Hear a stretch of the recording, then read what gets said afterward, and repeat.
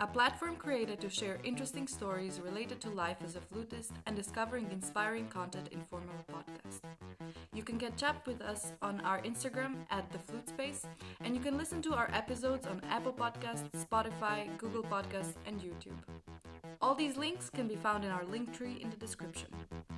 If you want to support us, you can buy us a coffee on buymeacoffee.com/theflutespace. So in today's episode, we interviewed a flutier. Do you know what that is? Well, to be honest, we invented that word. We think the word doesn't exist, but well. We interviewed Pere Alcon, who is a flute builder and who is also repairing flutes. And it was super interesting to talk to him about, well, the instrument that we play every day, but from another point of view. He told us how is the process of building a flute from like the beginning on, and also how he is building different head joints and the different materials that he's using. And well, I can tell you it was very interesting.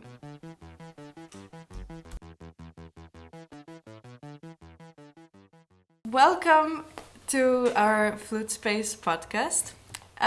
Could you please introduce yourself and tell us a little bit about yourself? Yeah. First, thank you for inviting me. I'm really excited to be here. And so my name is Pere, and I'm from Spain, and I'm a flute technician and flute maker. So I specialize on flute repair, and then I also build flutes and flute head joints. That's why we have you on the podcast, because I mean that's super cool that. Yeah, it's something different to want like talk about the flute itself and not the flute playing, but like everything that is behind it. And I mean, I don't know, for me at least, I wish I would know more about it. Yeah, for sure. I mean, I actually only recently started thinking, this could be a profession that maybe would be useful also to help. Right. Like fix my own flute or for that's true. Other people. Well, how was it for you to study brass and woodwind repair? So for me, I started because I was studying music at the time, I was playing the guitar as a main instrument, and I was also playing brass instruments. So I started as an apprentice at a workshop, a local workshop, and then I discovered that I liked it. And I started getting more and more interested in it. So I decided to take some courses. So at first it was like a new world opening because I didn't really know much about it. So in the beginning it was really exciting, and it still is because there's so much to learn. And yeah, for me it's been a really nice experience. But how did you get an idea to get an internship or start working in a workshop as a musician? Because you said you were studying music. So how did you get familiar with that, or how was that an option for you? So at the time I was playing in a wind orchestra, and the conductor knew the technician who was looking for an apprentice.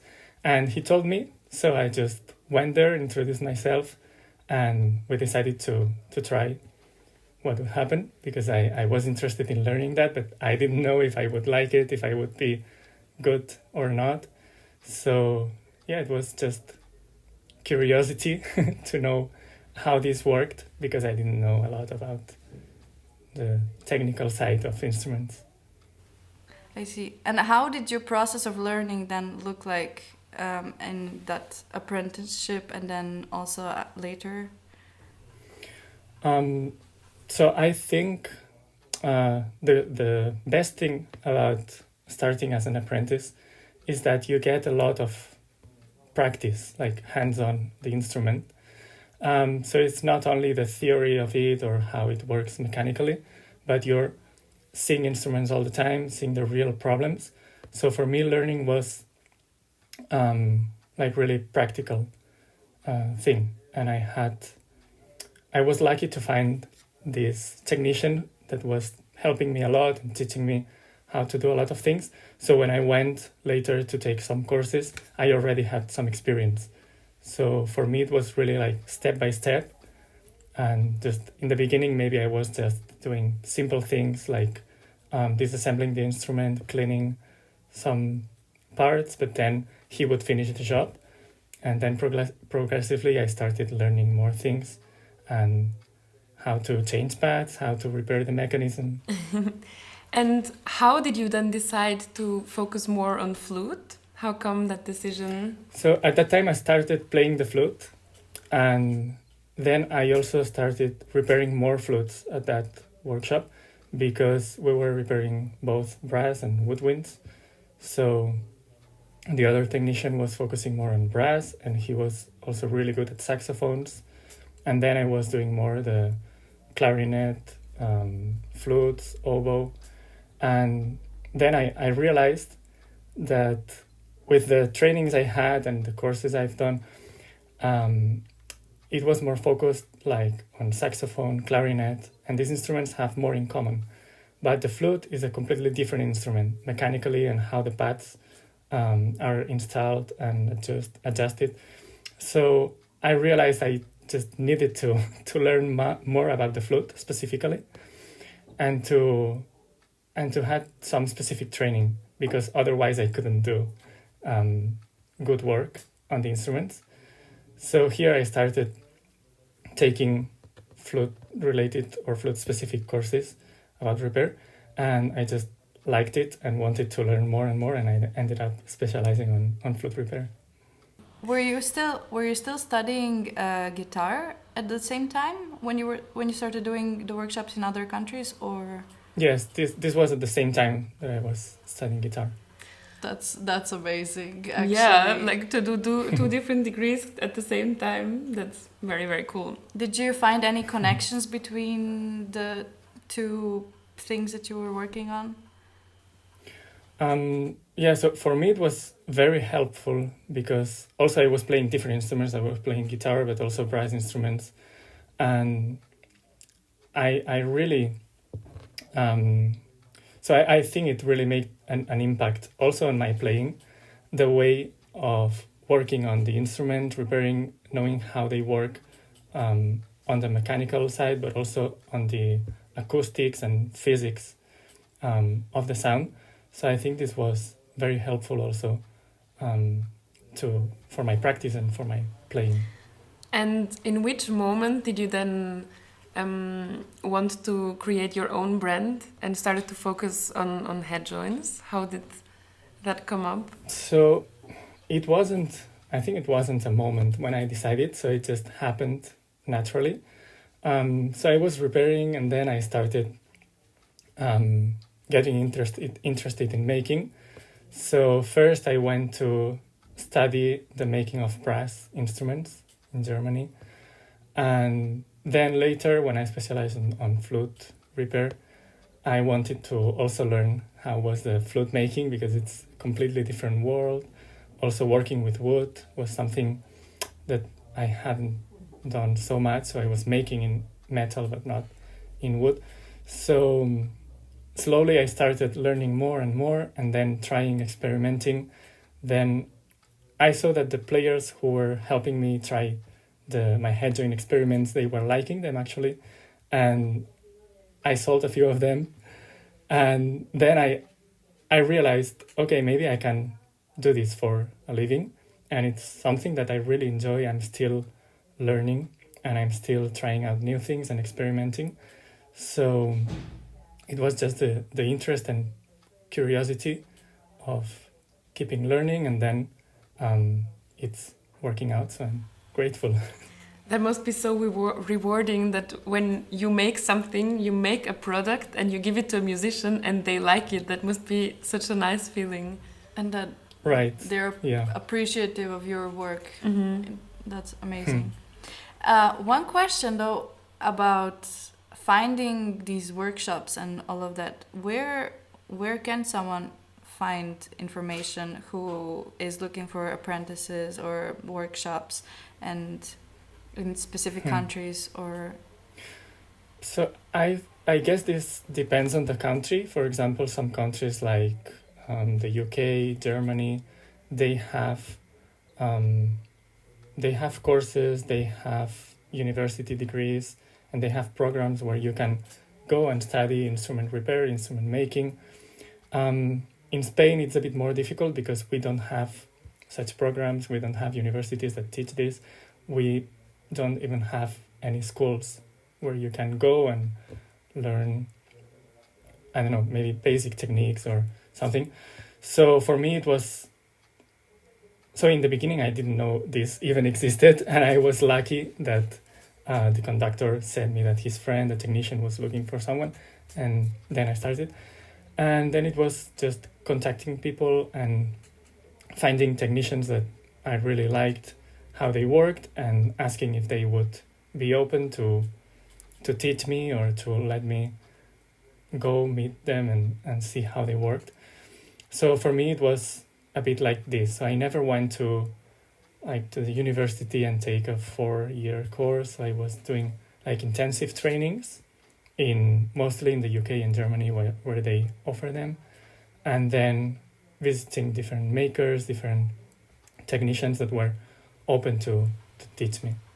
Yeah, because at the end of the day, sometimes degree is not so important. I mean, it's more the practice and really the learning from a master, let's say, maybe.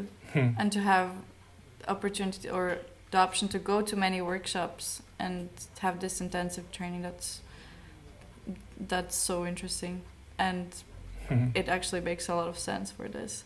And so you learned more about metal head joint making from Master Yoshiteru Akiyama, if I'm pronouncing, I don't know, correctly. Could you tell us more about that experience? Yeah, so for me this was very... I mean, I think it has been a big influence on my work, because it was seeing a completely different way of thinking, of working, because he's using the traditional techniques that were used in the 19th century by the French makers like Louis Lot, and he's trying to keep alive these techniques of the handcrafted work, artisan work, and here is really keeping this philosophy alive. So for me, it was a new way of thinking. And I think the most important thing of this experience, or my biggest takeaway, was this attention to detail and this like falling in love with the process itself, like not focusing on the results, on if the head joint sells or not, or things like this, but trying to get all the process accurately and being happy doing it. I mean, Akiyama-san, he's really devoted to flute making. He really loves it, and everything he's doing, or when he makes a head joint, he's making it fully, or a flute, he's focusing on that. And for me, it was a very nice thing to see and to experience, because I think working in that way, I'm happier when I do my job. So, yeah. Yeah, for sure, the process of building an instrument is something very special. But how is it then to sell it? Because, like, if you appreciate so much the process and, like, you're working so many hours on it and then you're giving it away, how do you deal with that? It's difficult sometimes for me because, I mean, I was telling you, I never thought I will be a flute maker. I will like build a business out of it. So it was the curiosity of making. So I'm happy with the process, and I think I'm learning about the process, but then I'm really bad at selling. So when I have to sell something, I spend so many hours on it, and I have thought a lot about it, about the design, how I will make it. Then during the process, things happen, and it's like you get really emotional about this piece. So then sometimes it's difficult to let it go. But you were saying something before that it's what I always think. It's, okay, this person came here, liked something I made, and she will be using it for playing, for creating music. And I think this is the most rewarding thing. So even if it's hard to let go a headjoint that maybe I really like, or a flute that I spent months working on it, but then I think, okay, this flute will be used by someone to create music, to connect with audiences, and it really makes it meaningful. Yeah. So I think this makes it easier. And it's in a way, I mean, you're creating an artwork because it's a craft. You've put so much time and effort, and then it is an artwork, and then you just pass it on. And I mean, I guess it's different when someone is using it, and you know it will go for basically creating music instead of like a painting that will hang in someone's living room or something like that.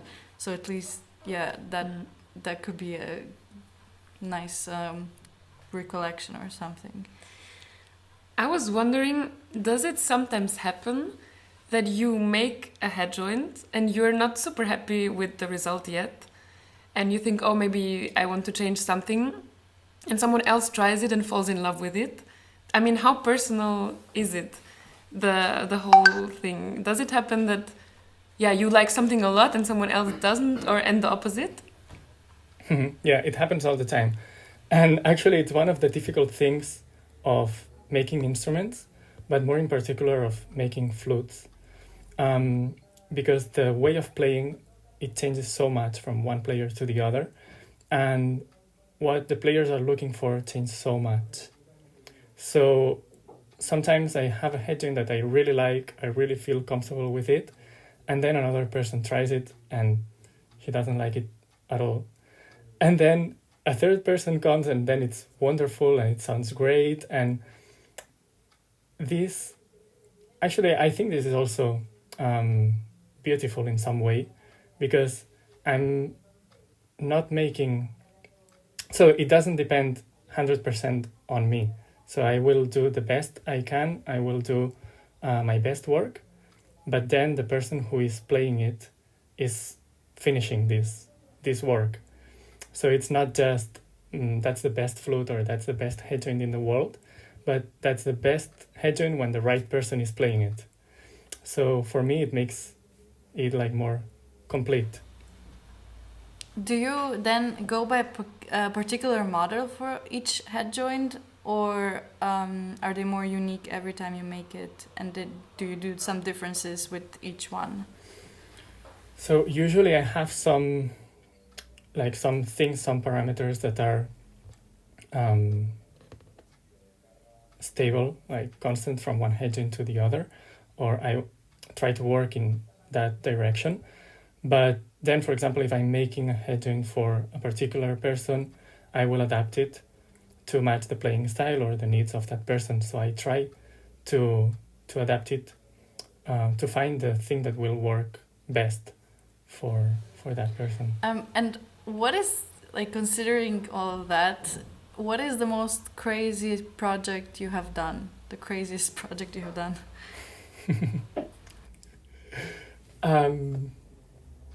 I don't know. I think I couldn't name one because there are lots of crazy things that come up, like repairs. I don't know if it's crazy, like I sat on my flute and now it's like a banana and I have to repair it, or a flute comes and all the keys and tone holes are in a plastic bag because they came unsoldered. Yeah. But I think the most crazy or fun project I worked on, it was a chocolate headjoint that I made.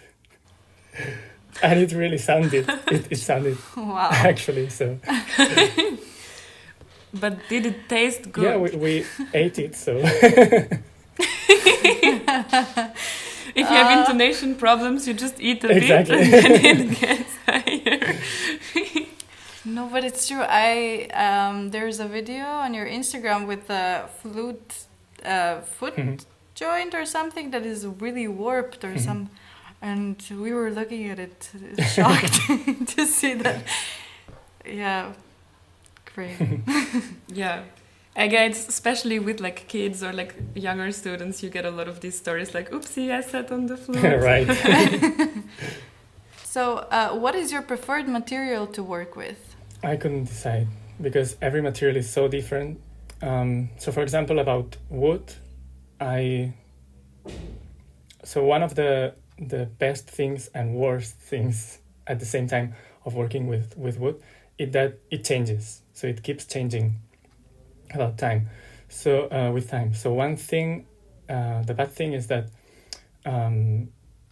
you have more risk when working with wood because it might crack or it can change and then something can go wrong. So you spend years seasoning a piece of wood, preparing it, and then something might go wrong and it just cracks overnight, even before finishing the head joint or before playing it. But at the same time, this makes a material that it makes you be really careful and really patient. So you have to wait for the wood to be finished, to be ready. You don't rush. So you have to wait, you have to be patient. And I think this is really important for a maker. And we learn a lot from it. And I really love working with wood, like the smell of it, the feeling of working, of cutting, shaping the wood. So this is really rewarding for me. Metal has other good things, but yeah, I couldn't say I would stick always with wood or always with metal. And someone coming into your workshop, how would you advise them which material is suitable for them? So depending on what they want to play or what's the playing style. So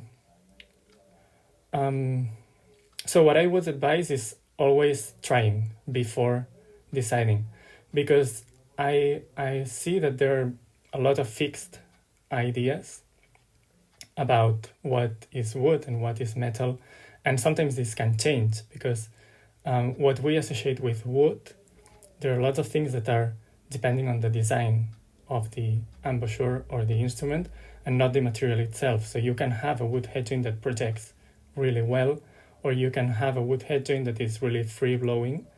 So I would advise first try and then we decide what's better or not for you.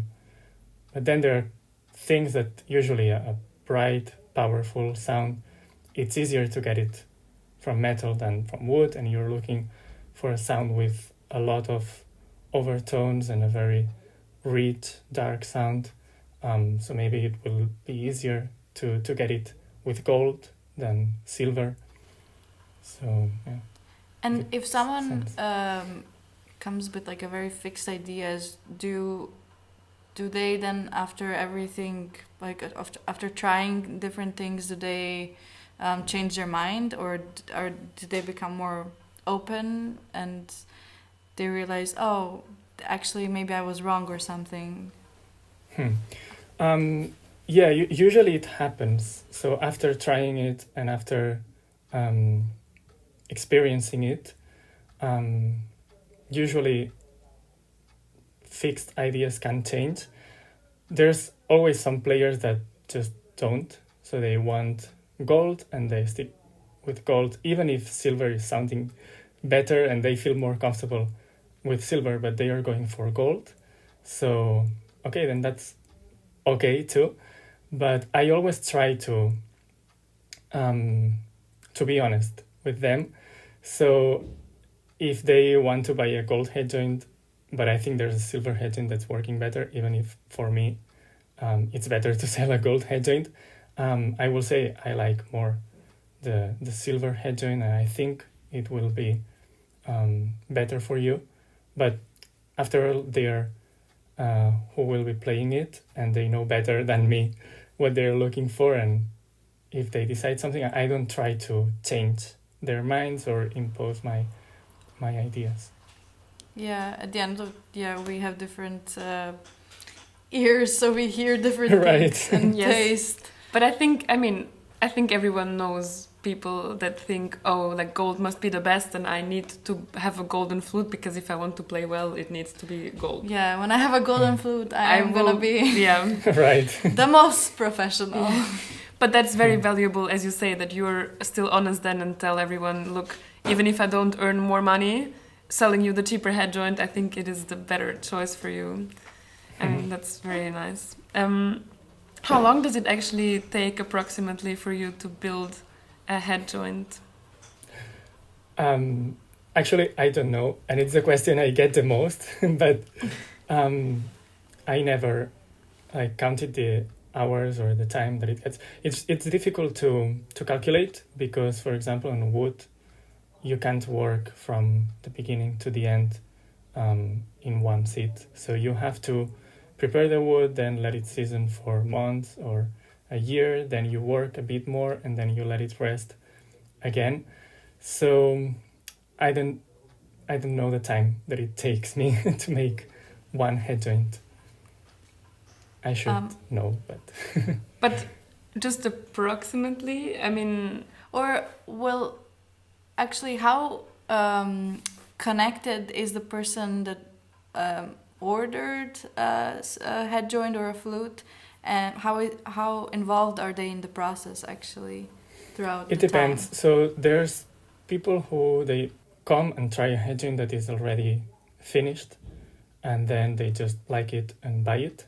So they don't have much to do with the process and they're not really involved. And then there are people who are looking for a very specific thing. They come to my workshop, they explain me what's the idea, we try different head joints, and then we decide, okay, we will use this wood and then we will make a gold riser for it, and the design will be more similar to this head joint, but we want to have the articulation of this other head joint. So then during the process, I am working on the foundation that they told me or that they are looking for. And then sometimes even when I finish the head joint, I don't finish cutting the embouchure if I'm working in this way with the customer. So then I have like a basic head joint, what I think that will work best, and then the player comes, tries the head joint, and then I adapt it to the playing. So I really finish the head joint with the player. So yeah, and I really like to work like this because this connection with the player and this making the instrument for her and to her needs or requests. Yeah, probably you learn a lot about different playing styles also. I mean, it must be very interesting to see, I don't know, like a bigger embouchure hole works better for this type of player and another type of player needs, I don't know, another shape, more square or more round, or I don't know. Must be super interesting. Yeah, definitely. Yeah, this is really interesting, even if it's confusing sometimes. Especially when I was starting, because I was telling you one player will say something and the other will say the opposite. So then sometimes you don't know in which direction you go. But yeah, it's really interesting to see how the same instrument changes when the player changes. And also like learning what is working best for one type or the other type of playing, or even friends that always try my head joints when I finish and they give me the feedback. Now I finish a head joint and I know what will they say. So I know maybe she will like it better than him, and he will say he needs more space or he needs more opening, but she really likes it because it gives a really focused sound. So it's really interesting to see the differences. Yeah, it's so nice to be able to personalize it and to kind of like, I don't know, like make the wishes of someone come true, or like at least bring it close to that. That's very nice. Someone to help someone realize their needs or their I have maybe a silly question, but how mathematically competent do you have to be to do this?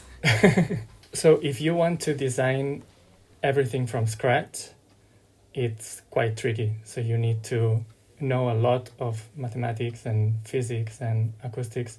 So for me, there was a period of time that it was like really intense study of the topic to be able to design or to explain mathematically what I was doing, or like find the line, the direction that I wanted to work.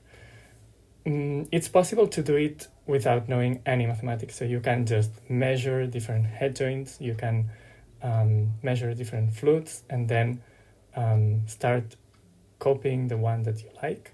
And then from here, trying different changes, modifications, and then see what happens on the sound. So I think both parts are important, or at least I try to use both.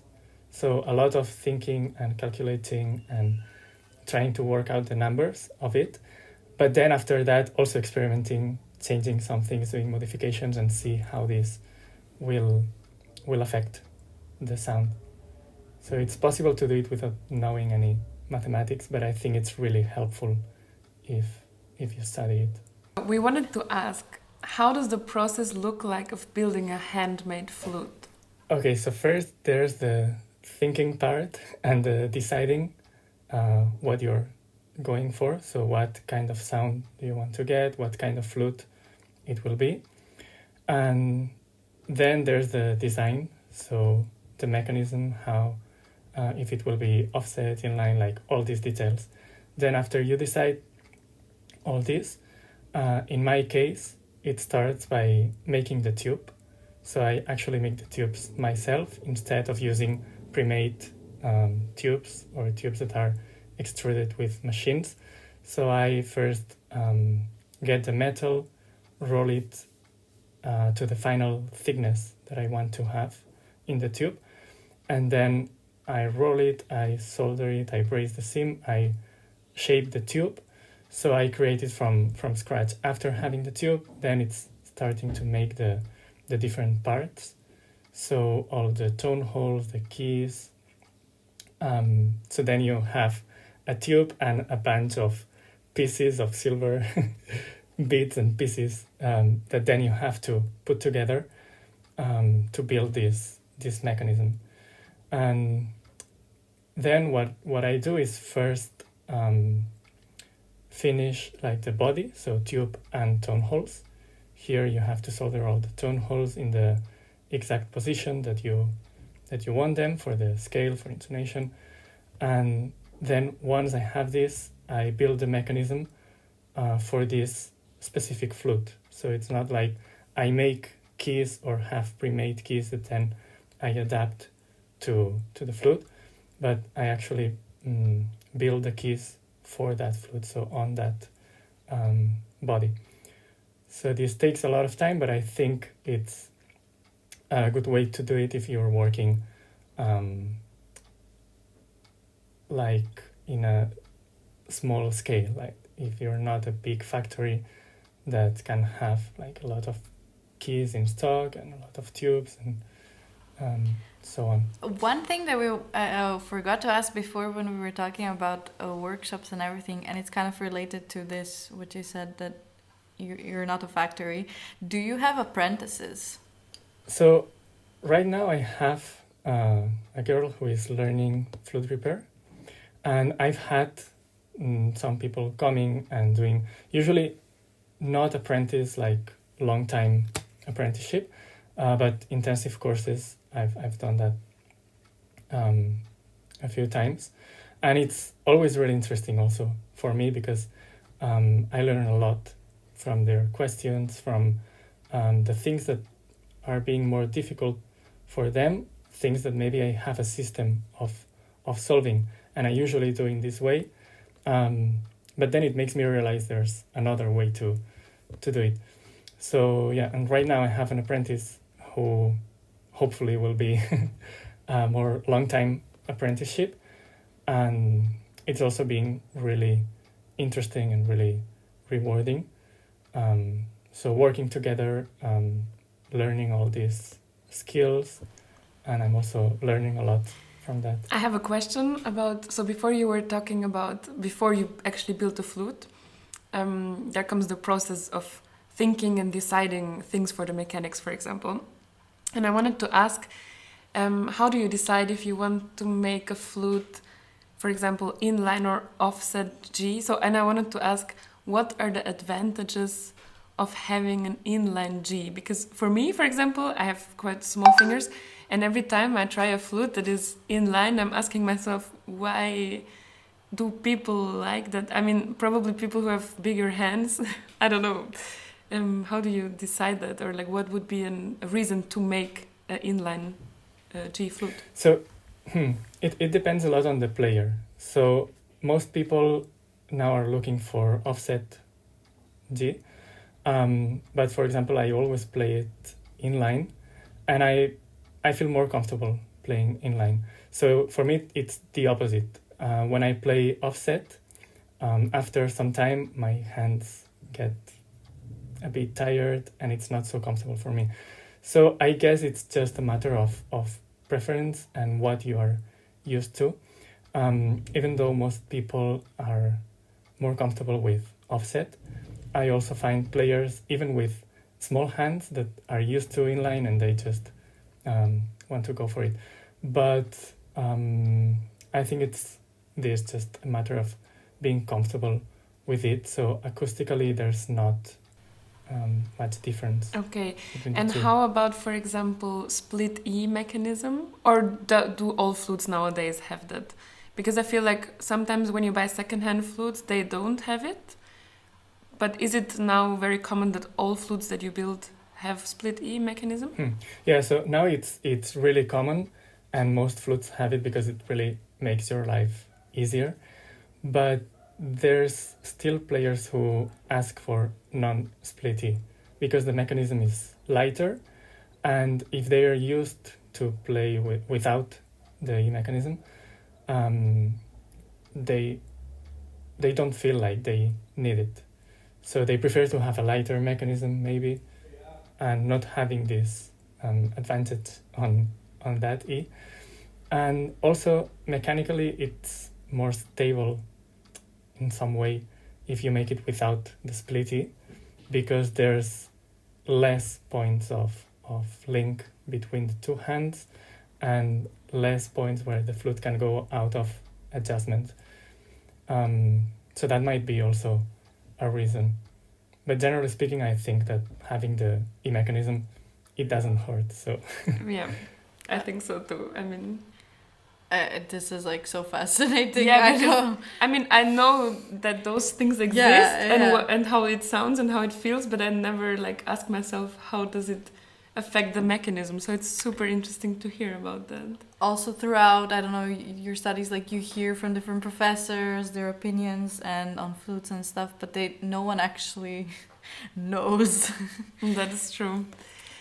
So you studied with very known brands, as for example Muramatsu flutes. How was that for you? So for me, having these opportunities is always a very enriching experience in the way that you learn how they work.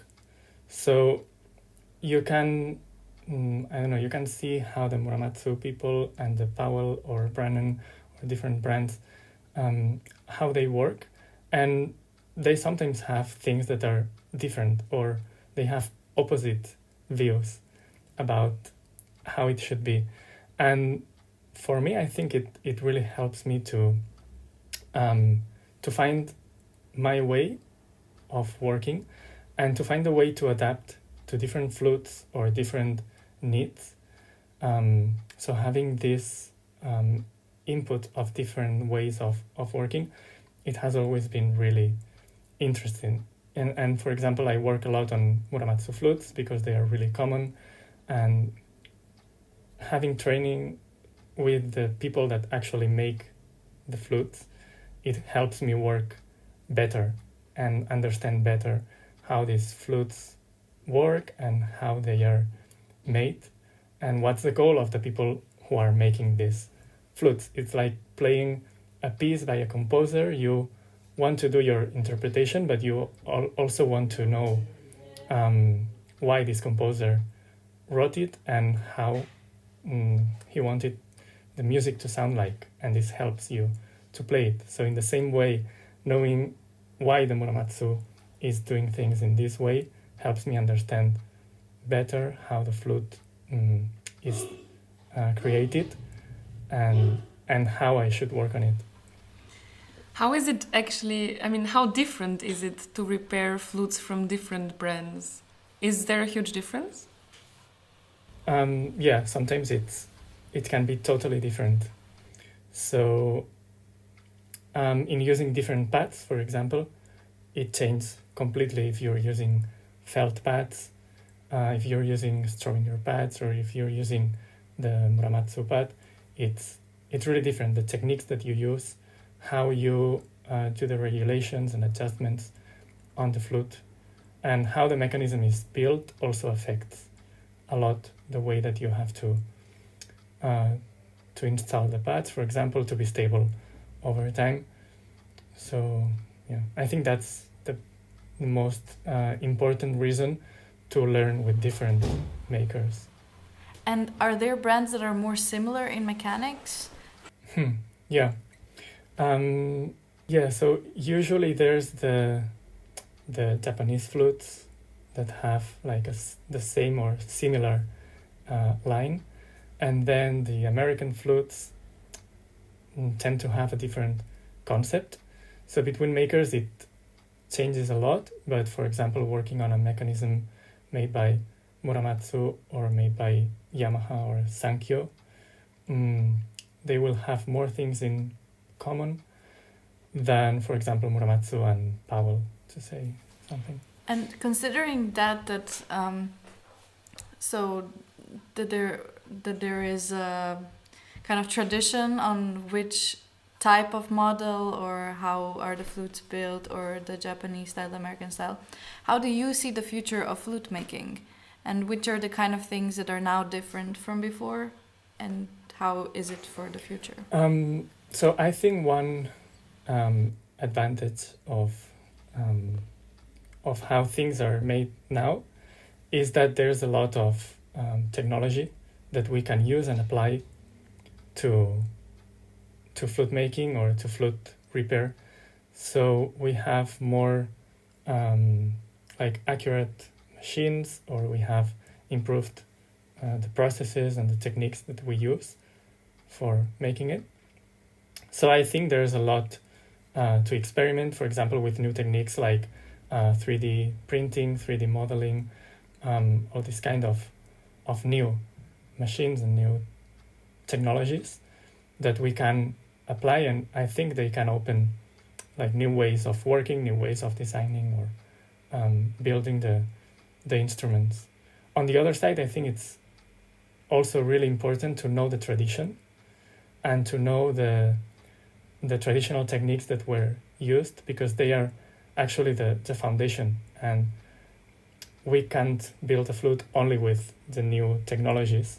So it's possible, but I think knowing the history and how the instrument has evolved and the different techniques that have been used, I think it really makes a more complete view, or a more complete way of working. And well, in the making and everything, and considering all of the things that you mentioned, where do you seek inspiration from other places as well, or is it just, I mean, with the piece of material and the ideas that come with it, or is it from somewhere else as well? No, for me there's a lot of inspiration that you can get from other like disciplines. For example, music, maybe it's the more direct, but so if you are also a musician, you have another view on the instruments, on the sound, and how you want to make things. Also, for example, for me, it's a great inspiration. The like jewelry and goldsmiths and all these techniques and these works of art because they have a really direct connection with flute making. We are working with the same materials in the same way, with the same techniques.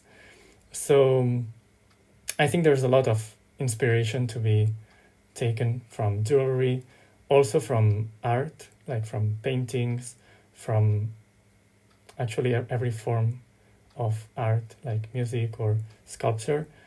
And I think you can get inspiration from anywhere. For example, there's this really famous flute that has like all these flowers and spiders and all these shapes inspired by nature. So I think you can get inspiration from anything that is of interest and piques your curiosity. Yeah, that's super nice to hear. Also because, I mean, it's all like craftsmanship and it's all connected. So and it is actually a piece of art. Yeah. So now we will move to the fire questions, which are questions that you don't know yet. And so the first fire question: what is your favorite flute brand? I would say Akiyama. Okay. What movie soundtrack would you choose for your life? I would choose... Actually, I don't know the name of the movie in English, but it's a soundtrack composed by Miles Davis, which is in Spanish is Ascensor para el Cadalso, and it's a really beautiful soundtrack, I think. We will look it up later. We will. If you could choose another instrument to build from the beginning, which one would it be? Probably a guitar. Guitar, nice. Okay, I think we probably have still like a million questions that popped up throughout the conversation, but thank you so much for talking to us and sharing your insight. And it was just thank you so much for inviting me. It was really nice. Well, for us, it was super nice to hear all of those thoughts, like from a person who is actually building the instrument that we're using every day. Yeah, it's so fascinating. And I'm sure anyone listening will also find it very interesting, and maybe someone listening would get inspired to... And maybe they will become a flute. Actually, what is the word? A flute maker, a flute builder? We usually say flute maker. Flute maker. See, because if the string instruments have luthier, we should have a special word. Yeah, we should make up a different word. Yeah. So some people call me a flutier. A flutier. It makes sense. So we should start using that word. For sure. Yes, we will start to integrate it in the flute society. Right. Okay. So that was us talking to flutier Pere Alcon. Thank you so much. Thank you so much for inviting me.